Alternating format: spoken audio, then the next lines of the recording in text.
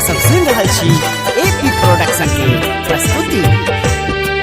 कहू बाबा केहन हम कसूर केलो कसूर केलो किया मायक स्नेह किया मायक स्नेह सो दूर केलो दूर केलो। कहू बाबा केहन हम कसूर केलो कसूर केलो कोन मायक स्नेह सो दूर केलो दूर केलो कोन मायक स्नेह सो दूर केलो दूर केलो।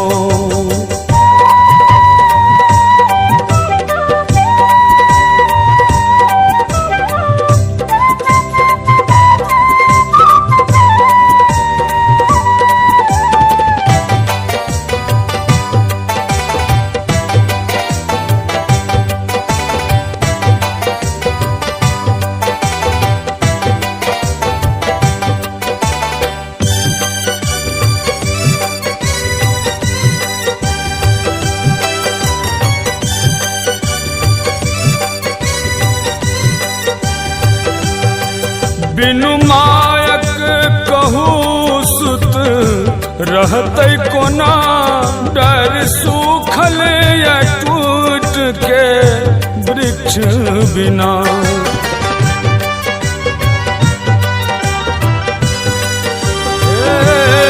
बिनु मायक कहू सुत रहते कोना डर सूखल या टूट के वृक्ष बिना। कोन जीवन हमरे मजबूर केलो बड़ दूर केलो किया मायक स्नेह किया मायक स्नेह सो दूर केलो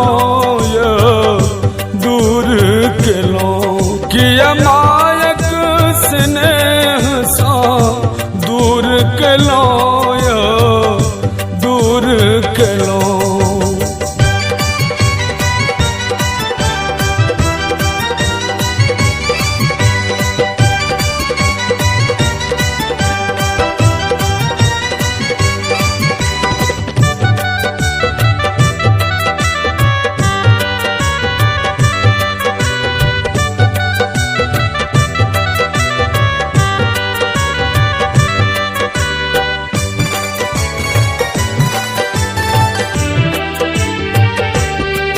अब ककरा सो हमर दाबी हेते के हमरा ले सब किछ में राजी हेते।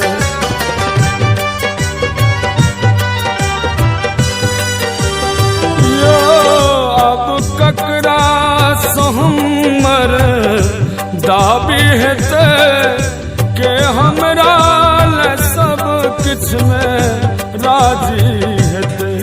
कोन ममता कलश के सूर केलो सूर केलो किया मायक स्नेह किया मायक स्नेह सो दूर केलो दूर केलो किया मायक स्नेह सो दूर केलो दूर केलो।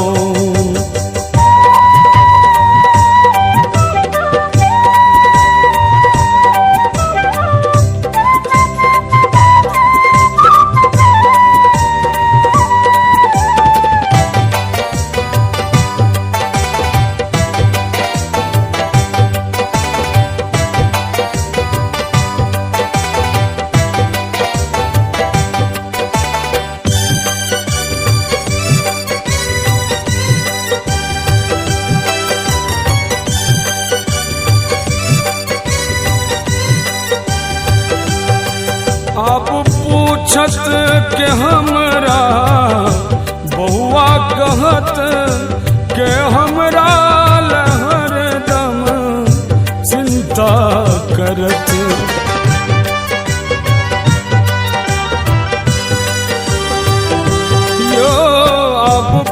पूछत के हमरा अरविंद कहत के हमरा दिन रात चिंता करत सच्चिदानंद गीतक सुर दिलो